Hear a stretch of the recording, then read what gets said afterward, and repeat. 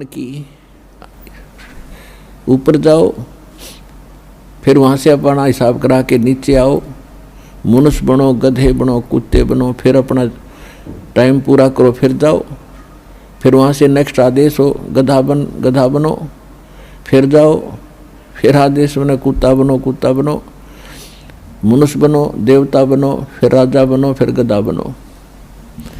कहते ये आवागमन की डोर गले में या काल के कर्म की फांसी आपके लगी हुई है, और इसको केवल परमात्मा पूर्ण ब्रह्म सत्य पुरुष कबीर परमेश्वर के अतिरिक्त कोई ऐसा भगवान नहीं है, देव नहीं है जो इस रोग न काट सके। तो उसको काटने के लिए परमात्मा ने एक विधि बता रखी है, और वह विधि अभी तक छुपा रखी थी, क्योंकि परमात्मा का और काल का एक प्रॉमिस हुआ था, अनुबंध हुआ था। इस काल ने कहा था कि 3 युगों में, सतयुग, त्रेता, द्वापर में, हे परमात्मा आप थोड़े जीव निकालना, और चौथे युग कलयुग में आपके इतने ही ले जाना। काल को पता था कि कलयुग में इनकी पिछली बैटरी कति डाउन हो जाएगी, पुण्य कर्म कति खत्म हो जाएंगे। सतयुग, त्रेता, द्वापर में, सतयुग, त्रेता, द्वापर के अंदर आप वीर आप रहे हैं, और वो कौन सी आत्मा है जो सतयुग, त्रेता, द्वापर में, सतयुग से शुरू होती है मानव शरीर प्राप्त करके, वो आत्माएं होती हैं जो कभी इस कलयुग के इस समय में, जो आज आपको टाइम मिला है, ये बिचली पीढ़ी का समय यानी मध्य का समय है कलयुग का, सत्य भक्ति का। प्रथम चरण तो कलयुग का था, परमात्मा आए थे, सहस्रीर आए थे, सहस्रीर कबीर परमेश्वर चले गए थे मगर से।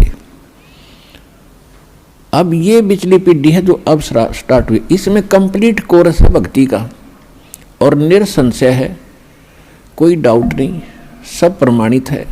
अब जो भक्ति करेंगे वो पार हो जाएंगे, मर्यादा में रहेंगे अंतिम सांस तक, वो तो सतलोक चले जाएंगे। फिर क्या होगा, 1000 वर्ष के बाद इस भक्ति में बहुत से ऐसे नालायक काल के दूत घुसेंगे, वो धीरे धीरे इनकी भक्ति खराब करवाना शुरू करेंगे, और उस समय जो सत भक्ति जितने समय वो कर चुके और उसके बाद मार्ग दिशा बदल ली, उनके साथ क्या बनेगी कि जैसे पुण्यात्माओं एक श्वास के मंत्र का जो इस दास से प्राप्त करके आप एक श्वास भी मंत्र का ले लेते हो सतनाम का,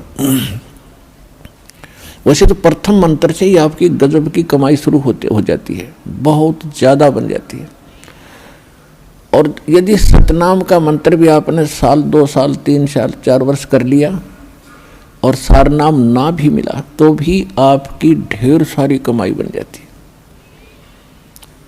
और फिर काल क्या करेगा, क्योंकि आपके पुण्य तो वो देगा, उसने तो ऊपर होटल बना रखे हैं, स्वर्ग, महास्वर्ग में, और ज़्यादा टैक्स लेता है वो आपसे, आपके पुण्यों से, कहीं 20%, कहीं 25%, कहीं पर 10%, ऐसे उसने अपने टैक्स लगा रखे।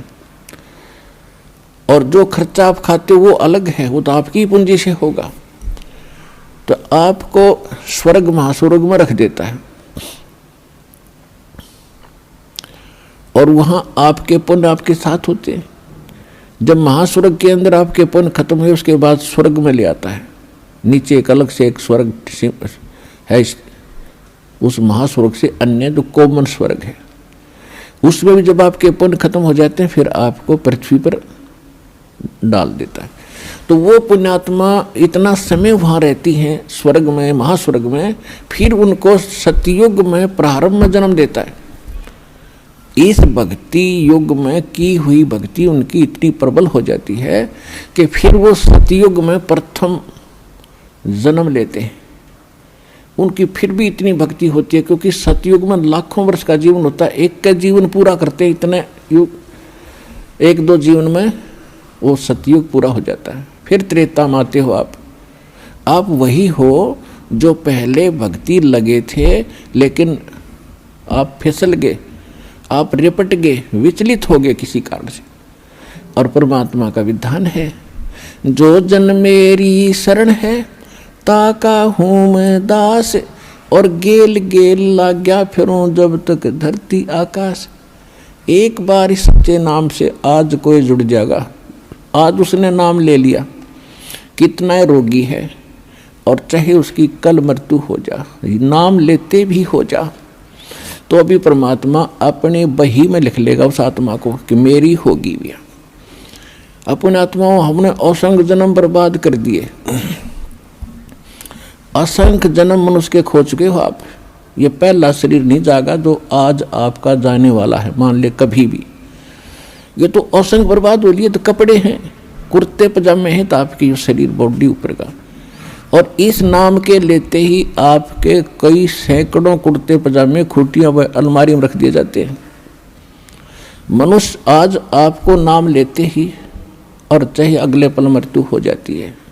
वैसे तो ऐसा नहीं होगा, जो सच्चे दिल से आते हैं उनको राहत मिलती है, उनका मनुष्य जीवन एक्सटेंड होता है, आयु भी बढ़ाता है परमात्मा। एक उदाहरण के लिए कहते हैं कि जो अविश्वास रूप में भी आकर नाम ले लिया, अब देखेंगे किसी के कहने से आते हैं रोगी बहुत से तो कि देख लेते हैं एक बार चल कर, तो वो उनको भगवान वैसे उसको एक्सटेंड नहीं करेगा। उनका पता है कि इसको मैंने जीवन भी दे दिया, आगे फिर वो बकवाद करेगा। तो परमात्मा ने तो अपनी आत्मा देखनी है कि इसका उद्धार क्यों कर होगा। तो नाम लेते ही यदि उसकी मृत्यु भी होगी तो भी भगवान के अकाउंट में आ गया, और 10 महीना में फिर जन्म देकर उसको फिर बरवाला बुला लेगा। वह शुरुआत होगी उसके जीवन की।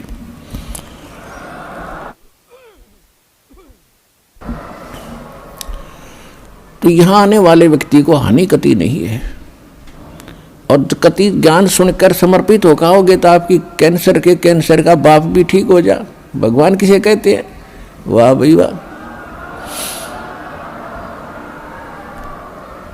यहाँ पर कम से कम लाखों भक्तों के कैंसर तक के रोग ठीक हो चुके, जिन्होंने समर्पित भाव से परमात्मा पर विश्वास करके नाम लिया और मर्यादा निभाई। क्योंकि दुखी आदमी मर्यादा खूब निभाता है, सुखी तक गड़बड़ कर देता है, समाज को गणा देखे। उसने तो अपनी जान दिखाई देती है, तो उस पर जल्दी राजी हो है भगवान, जल्दी प्रसन्न होता है, उसका जीवन भी बढ़ावेगा और उसको रोग से मुक्त भी करेगा।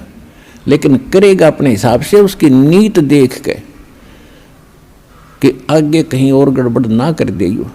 तो कहने का भाव है, जो प्रसंग हमारा उसी पढ़ाते हैं। तो परमात्मा से जो हम मांगते हैं वो यही मांगनी चाहिए कि साईं इतना दीजिए जा मैं कुटुंब सुमावे, हम भी भूखे ना रहें और अतिथि न भूखा जावे। तो यहाँ आने वाले भक्त को लगभग 80% व्यक्ति जो हैं ये दुखी आते हैं, और उनके लिए वो दुख एक वरदान बनेगा, एक वरदान सिद्ध होगा उसके लिए। तो आपके लिए प्रार्थना है कि परमात्मा पर विश्वास रखना और कुछ समय देना भगवान को। और दूसरी बात यह है कि आज जो प्रसंग चल रहा है कि लाखों वर्ष सतयुग में आपने लाख वर्ष का जीवन भी प्राप्त हुआ, और वो भी थोड़ा लग गया, मरने लगे जब ने सोची और भी भगवान थोड़ा सा समय दे दे। त्रेता में हजारों वर्ष का रहा, द्वापर में भी 800-900 वर्ष तक जीवन रहा है जीव का, और कलयुग में अब 60-70-80 वर्ष हम मुश्किल से जी पाते हैं, 90 वर्ष हद कोई पकड़े मुश्किल से। अरे इसको ये तो थोड़ा मानना है कोई बड़ी बात नहीं, हमने लाख वर्ष का भी जीवन थोड़ा माना और वो भी अंत हुआ। ये जीवन तो अंत होगा ही होगा, ये तो फाइनल समझ लो। तो आपने पता है इस बात का, लेकिन मरना हम चाहते नहीं, वो बात अलग है कि अभी नहीं, अभी नहीं। जो मर चुके हैं वो भी ये सोचा करते अभी नहीं। कति स्वस्थ व्यक्ति और खूब फैक्ट्री लाग रही, लाखों करोड़ों अरबों रुपए की कमी नहीं, अपने ही हेलीकॉप्टर से मृत्यु को प्राप्त हो गया एक्सीडेंट होने से, और अब क्या बनेगा? गधा बन के घूम रहा होगा। मर तो वो भी गया, या मृत्यु कोई अचंभा नहीं है, ये तो यूनिवर्सल ट्रूथ है। लेकिन इस मृत्यु को से बचने के लिए अब तरीका है, मालिक की शरण में आओ।